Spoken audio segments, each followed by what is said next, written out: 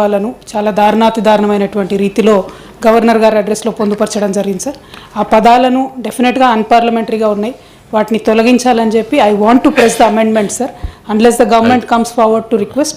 ఎందుకంటే this is the first day unless honorable CM requests, we will not withdraw sir, because he has to be responsible. The language used in yesterday's governor's speech is not acceptable to our party and people of Telangana also sir. చెప్తారా ముఖ్యమంత్రి గారు? ఎలియనస్ గారు. గౌరవ chairman గారికి, గౌరవ శాసన మండలి సభ్యులందరికీ మరి హృదయపూర్వకంగా శుభాకాంక్షలు, నమస్కారాలు తెలియజేస్తూ, గౌరవ శాసన సభ్యురాలు లేవనెత్తిన ఆబ్జెక్షన్, శాసన మండలి సభ్యురాలు లేవనెత్తిన అంశం విషయంలో వారికి కూడా తెలుసు, వారికి ఉన్న అనుభవం అట్లా గవర్నర్ గారి స్పీచ్ అధ్యక్ష, అది గవర్నర్ గారి స్పీచ్కి సంబంధించి అంటే వారి అభిప్రాయంలో అది కఠోరంగా ఉందని వారి అభిప్రాయం. ఈరోజు మొత్తం రాష్ట్ర ప్రజలకు సంబంధించిన ఒక ప్రధానమైన అంశాన్ని ప్రజల దృష్టికి తీసుకెళ్లే ప్రయత్నం చేశాను తప్ప ఎవరి మనసును గాయం చేయాలని కానీ, ఎవరు వ్యక్తిగతంగా వారిని కంచపరిచే విధంగా మేము ఈరోజు గవర్నర్ స్పీచ్లో ముఖ్యమంత్రి గారు కానీ, గౌరవ మా సహచర క్యాబినెట్ మంత్రులు కానీ చేయలేదు. So I would like to request honourable member to consider and drop that amendment. నన్ను అది కాన్స్టిట్యూషన్ ప్రొవిజన్ లేదు, నేను స్టడీ చేశాము. ప్లీజ్ ప్లీజ్ ప్లీజ్ ప్రభాకర్ గారు please. Although we do not agree with whatever honorable governor has said, it is really not in good spirit. పోయిన ప్రభుత్వాలన్నీ తప్పు చేసినాయి, నిరంకుశంగా ఉన్నాయి, నిర్బంధంగా ఉన్నాయి అనేటటువంటి పదాలన్నిటి మీద సీరియస్గా ప్రొటెస్ట్ చెప్తూ మా ప్రొటెస్ట్ రిజిస్టర్ చేస్తూ ప్రభుత్వం యొక్క మొదటి రోజు కాబట్టి వారికి సహకరించాలనేటట్టు లేదమ్మా.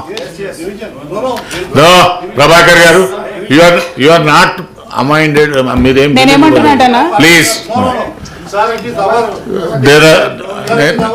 కవిత గారు గౌరవ సభ్యురాలు ఇచ్చినటువంటి దాన్ని ప్లీజ్ ప్రభాకర్ గారు, కవిత గారు క్లోజ్ చేయండి అమ్మా.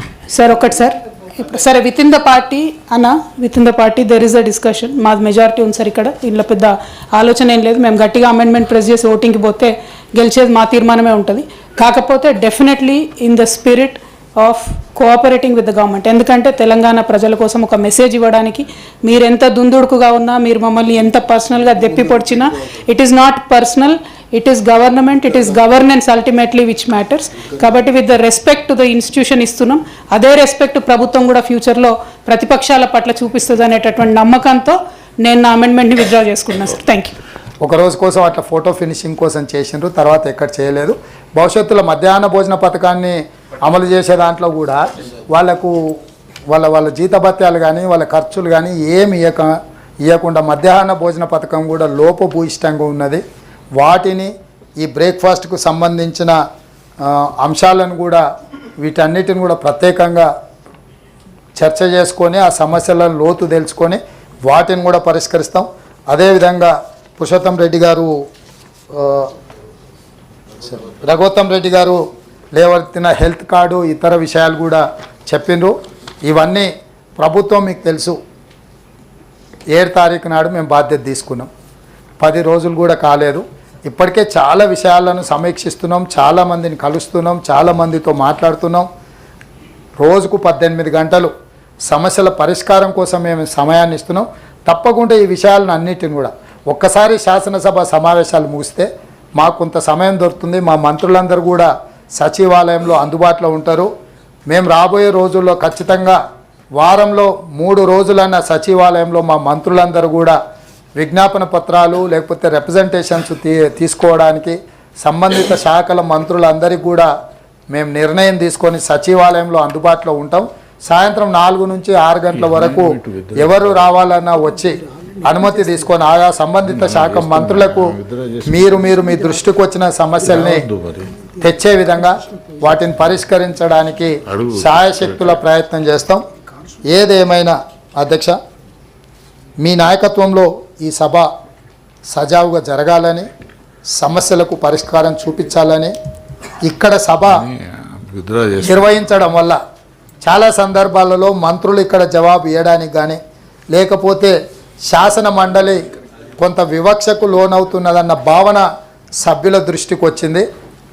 నేను అసెంబ్లీ స్పీకర్ గారితో మాట్లాడిన, తమరితో కూడా మాట్లాడిన, సంబంధిత శాఖ మంత్రితో కూడా మాట్లాడిన, తొందరలోనే మనము ఇక్కడ జరిగే శాసన మండలి సమావేశాలని ఆ ప్రాంగణంలోకి మార్చుకొని గతంలో ఉమ్మడి సమావేశాలకు వినియోగిస్తున్న అసెంబ్లీ బిల్డింగ్ను పూర్తిగా రిపేర్స్, రినోవేషన్, రిస్టోరేషన్ చేసుకొని వచ్చే బడ్జెట్ సమావేశాలను అక్కడికి తరలించడం ద్వారా ఒక పక్కన అసెంబ్లీ, ఇంకొక పక్కన శాసన మండలి, మధ్యలో సెంట్రల్ హాల్ పెట్టడం ద్వారా ఒక మంచి సాంప్రదాయానికి, సభ్యులకు కూడా ఒకరంటే ఒకరికి ఒక గౌరవం పెరగడానికి, అక్కడనే మంత్రుల చేంబర్స్ ఉంటాయి కాబట్టి సభ్యులు ఏవైనా విషయాలు ఉంటే మంత్రుల దృష్టికి తీసుకెళ్ళడానికి ఒక మంచి సాంప్రదాయానికి మనం పునాది రాయి వేద్దాం.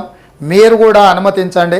ఇది తరలించడానికి అవసరమైన అన్ని చర్యలు తీసుకోవడానికి నేను మా అధికారులకు ఆదేశిస్తా. మీరు ఇక్కడ ఉన్న నోటిఫై చేయాలనుకుంటా. నాకు తెలిసినంత వరకు ఇక్కడ ఉండే సభను అక్కడికి తరలిస్తే కూడా అక్కడ నోటిఫై చేయాలనుకుంటా. దాంట్లో పూర్తిగా మా సభ్యులందరూ కూడా అక్కడికి తరలించడానికి ప్రభుత్వంగా మేము నిర్ణయం తీసుకున్నాము. మీరందరూ కూడా మీ ఆమోదం తెలిపితే వచ్చే బడ్జెట్ సమావేశాల లోపే అక్కడికి తరలించుకుందామని చెప్పి నేను మీకు విజ్ఞప్తి చేస్తున్నా. మీరు అందరూ ఒప్పుకుంటే ఈ కార్యక్రమాన్ని ముందుకు తీసుకెళ్దాం. మా చీఫ్ సెక్రటరీ గారికి, మా అధికారులకు కూడా నేను తక్షణమే ఆదేశాలు ఇస్తాను. దీన్ని అమలు చేసి ఒక మంచి సాంప్రదాయాన్ని నెలకొల్పడానికి. నేను మళ్ళీ చెప్తున్నా, మనము ప్రజలు ఎన్నుకున్న ప్రజాప్రతినిధులము, మనం పాలకులం కాదు, మనం సేవకులము. వాళ్ళ సమస్యలు ప్రతి ఒక్కరు వ్యక్తిగతంగా వెళ్ళి వివిధ శాఖలతో కానీ వివిధ సంస్థలతో మాట్లాడలేరు కాబట్టి మనకు బాధ్యత ఇచ్చిండ్రు. మీరు ఏది ఉన్నా సమస్యలను లేవనెత్తడానికి ఎప్పుడైనా రావచ్చు. సమస్యల్ని పరిష్కరించడానికి ఈ ప్రభుత్వం ఓపెన్ మైండ్తో ఉన్నది. ఈ పరిపాలనను సజావుగా ముందుకు తీసుకెళ్ళి సంక్షేమ రాష్ట్రంగా, అభివృద్ధి రాష్ట్రంగా దీన్ని తీర్చిదిద్దుకుందాం. మన భవిష్యత్ తరాలకు ఒక మంచి సాంప్రదాయం. ఎందుకంటే గతంలో చుక్కా రామయ్య గారు, ప్రొఫెసర్ నాగేశ్వర్ గారు, చాలామంది మేధావులు ఇక్కడ సభ్యులుగా ఉన్నారు. వాళ్ళతో పాటు నాకు కలిసి పనిచేసే అవకాశం వచ్చింది. నేను మొట్టమొదట ఈ సభలకే వచ్చిన. నాకు ఈ సభ మీద ప్రత్యేకమైన అభిమానం ఉన్నది. ఎందుకంటే నాలాంటి యంగ్స్టర్కి ఓ 15-16 సంవత్సరాల క్రితమే అవకాశం వచ్చి ఇందులోకి వచ్చి కొంత నేర్చుకోవడానికి అవకాశం వచ్చింది. కొత్తగా వచ్చిన సభ్యులకు కూడా నా సూచన, ఆ రోజుల్లో మేము ఏదైనా అంశం మీద చర్చ ఉందంటే రాత్రి మొత్తం ప్రిపేర్ అయ్యేటోళ్ళం, చదువుకునేటోళ్ళం. ఒక్కోసారి నేను ఈ సభకు వచ్చేటప్పుడు ఉదయం డైరెక్ట్గా రాత్రంతా చదువుకొని డైరెక్ట్గా తయారై ఒక్క నిమిషం కూడా నిద్రపోకుండా ప్రిపేర్ అయ్యి డేటా కలెక్ట్ చేసి అంశాలను తీసుకొచ్చి ఇక్కడ ఉండి ప్రభుత్వాన్ని ఇరుకున పెట్టడమే కాకుండా ప్రజలకు సహాయం అందించే విధంగా చర్చలలో మేము పాల్గొన్నాం. ఆ అనుభవమే ఈరోజు నాకు చాలా అంశాలలో ఉపయోగపడ్డది.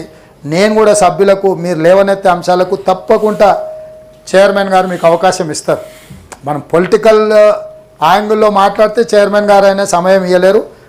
మాకైనా మేము జవాబుదారీతనంతో మీకు సమాధానాలు ఇస్తాము. ఆ విధంగా ఒకరికొకరు సహకరించుకొని ఒక మంచి సాంప్రదాయాన్ని ఈ శాసన మండలి ద్వారా, ఎందుకంటే ఇది పెద్దల సభ, మనకు వయసు తక్కువ ఉన్నా లేకపోతే అనుకోకుండా మనకు అవకాశాలు వచ్చినా దీన్ని సద్వినియోగం చేసుకోవడం ద్వారా రాజకీయ పరిణతిని ప్రదర్శించాల్సిన బాధ్యత మన అందరి మీద ఉన్నది.